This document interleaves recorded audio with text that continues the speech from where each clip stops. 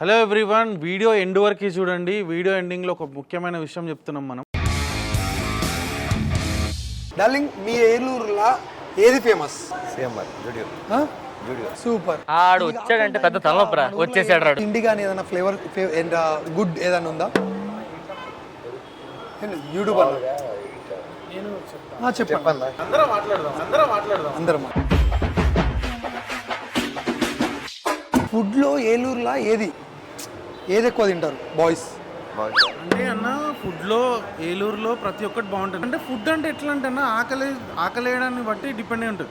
ఇప్పుడు నీకు ఆకలి ఎట్లా ఇస్తుంది అన్న దాని మీద ఫుడ్ టేస్ట్ కూడా డిపెండ్ అయి ఉంటుంది. నీకు బాగా ఆకలి వేసింది అనుకో, బాగుంటుంది. ఇప్పుడు ఆకలి ఇవ్వలేదు అనుకో, అది ఇంకా అన్న చెప్తారు. గొడవలు ఏమన్నా జరుగుతాయన్నా మన ఏలూరులో? అంటే గొడవలు అనేవి ఎక్కడైనా కాలేజ్ అంటే జరుగుతాయి అన్న. ఇప్పుడు ఎట్లా అంటే మేము ఏం చేస్తామంటే ఇక్కడ ఉన్న యూత్ వాళ్ళని కంట్రోల్ చేస్తూ ఉంటాం. ఇప్పుడు రోడ్స్ ఇక్కడ ఎట్లా నడుస్తుంది అంత కథ? రోడ్స్ అన్ని బాగానే ఉంటుంది. అద్దాలు పెట్టుకుంటే మంచిగా వస్తున్నా, లేకపోతే తీస్తే మంచిగా వస్తున్నా? అద్దాలు పెట్టుకుంటే అన్నకి ఎయిర్ మంచిగా ఉంది, కలరేషన్. నాకు అద్దాలు ఓకేనా? నువ్వు పెట్టుకున్నా పెట్టు. ఒక్కసారి ఎక్కడికైనా పోయినప్పుడు, ఇప్పుడు మాల్కి వచ్చినావు, ఎంతసేపు నువ్వు టైం స్పెండ్ చేయగలుగుతావు? టైం పాస్ ఏమన్నా చేస్తారా, లేకపోతే మళ్ళీ ఫట్ అయిపోతాయి పనులు? హాఫ్ అన్ అవర్ కన్నా ఎక్కువ ఉండరు, వెళ్ళిపోతావు. నువ్వు డార్లింగ్ హాఫ్ అన్ అవర్లో ఏమేమి చేద్దాం అనుకుంటావు? ఇలా తిరుగుతూ ఎంజాయ్ చేస్తాం. హాఫ్ అన్ అవర్లో మంచిగా పైకి వెళ్తామన్నా. గుంటలు ఉన్నారనుకో అది లుక్ వేసుకుంటాం. చూస్తారా? నేను అదే అడుగుదాం అనుకున్నా. నెక్స్ట్ చూసి ఎట్లాగో వాళ్ళు మమ్మల్ని చూడరు, మాకు నెంబర్లు ఇయ్యరు కాబట్టి చూసి వెళ్ళిపోతాం అంతే. నువ్వు కూడా అంతేనా? ఆయన అయినా ఎవరైనా అంతే అన్న, నువ్వైనా అంతే.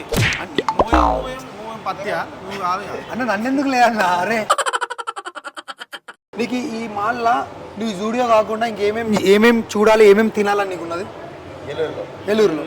అంటే ఏలూరులో అప్పలరాజు మిలిటరీ హోటల్లో ఫుడ్ బాగుంటుంది అన్న.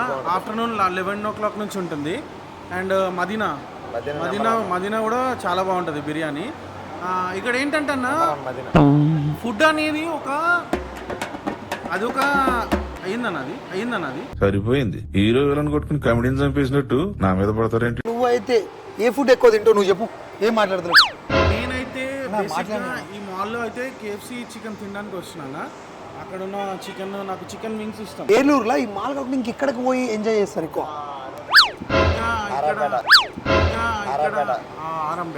ఆర్ఆర్పేట సెంటర్లోకి వెళ్ళి ఆరంపేట సెంటర్లో ఎవడరా నువ్వు? వెళ్తే అక్కడ చాలా బాగుంటది.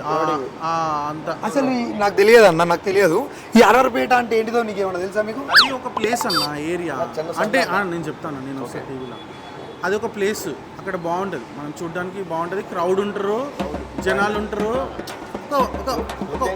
అన్న ఆగన్నా, నేను చెప్తున్నా, ఒక వైబ్ ఉంటుంది అన్న. నేను ఏం చెప్తున్నా, అందరూ ఒక్కొక్కటి మాట్లాడన్నా, ఓకేనా?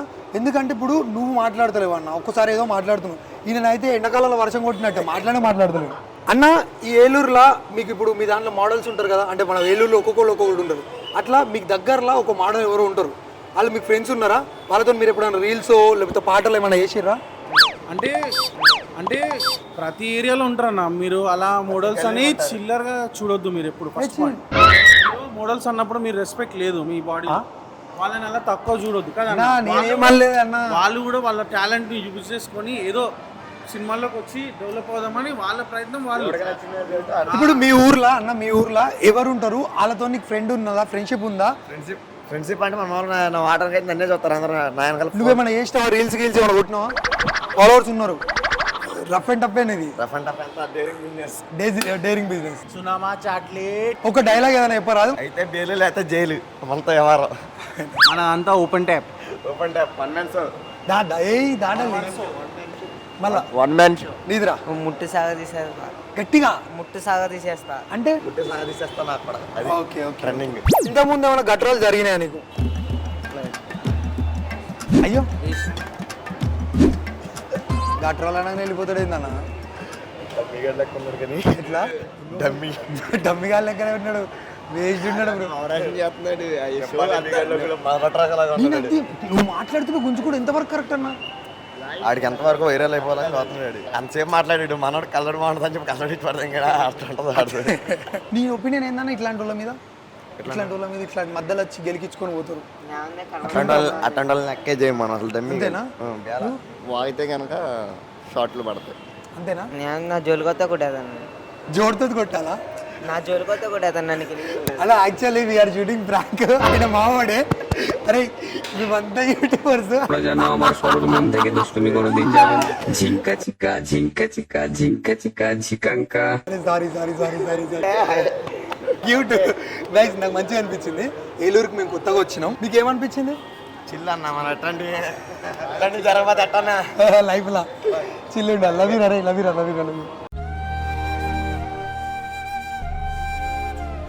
ఈయన పుట్టినప్పటి నుంచి కూడా మాకు ఏం సుఖం లేదన్న.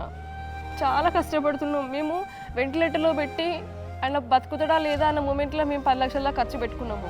సరే 10 లక్షలు మేము అప్పో ఏదో చేసుకుని బతికిండు కదా అనుకున్న మూమెంట్లో మళ్ళీ ఇప్పుడు SME type 2 అనే ప్రాబ్లం వచ్చేది. ఇప్పుడు ఇది లైఫ్ లాంగ్ వాడు మనకైనా బాధనే, ఆ బాబుకైనా బాధనే అన్న. ఇప్పుడు నడుస్తలేడంటే, కళ్ళ ముందు తిరుగుతున్న కొడుకు నడుస్తలేడని అంటే ఆ బాధ ఎట్లుంటుందో SME తల్లులకి తెలుసు ఆ ప్రాబ్లం ఏందో. ఈ బాబుకి SMA ఉందంట, స్పైనల్ మస్కులర్ అట్రోపీ అనే ఒక డిసీజ్ వచ్చిందంట. అది జెనెటిక్ డిసీజు. సో దాని గురించి వీళ్ళు మమ్మల్ని అప్రోచ్ అయ్యారు. అమ్మ ఏమైందమ్మా అసలు యాక్చువల్గా? చిన్నప్పటి నుంచి కూడా బాబు వీక్ ఉన్నాడు, వెంటిలేటర్లోనే ఉన్నాడు. సో నార్మల్గా వీక్ ఉంది కదా, అందుకే నెక్ హోల్డ్ చేయట్లేదేమో అని మేము అనుకున్నాము. 6th మంత్ ఉన్నప్పుడు మాకు డౌట్ వచ్చింది, సార్ ఇట్లా ఎందుకు నెక్ స్టేబుల్ పెట్టట్లేదని చెప్పి హాస్పిటల్కి వెళ్తే అక్కడ నార్మల్గా బ్లడ్ టెస్ట్లు అన్నీ చేసినారు, అన్నీ నార్మల్ వచ్చినాయి. సో పందగుట్ట నిమ్స్ అక్కడికి పంపిస్తే అక్కడ జెనెటిక్ టెస్ట్ చేస్తే దాంట్లో SME type 2 అని వచ్చింది. ఓకే. SME type 2 అని వచ్చాక అప్పటికి మనకి సిరప్ ఇండియాకి రాలేదు, రెసిడిప్లామ్ సిరప్ అని ఇండియాకి రాలేదు. ఇంజెక్షన్ చూసుకుంటే 16 కోట్లు అంటున్నారు, 9 కోట్లు అంటున్నారు. మరి మేము ట్రై చేయగలుగుతామా చేయలేమా అని మేము ఒక 1 మంత్ డిలే చేసినాం సార్. ఏ సిరప్ కూడా వాడలేదు అప్పటికి.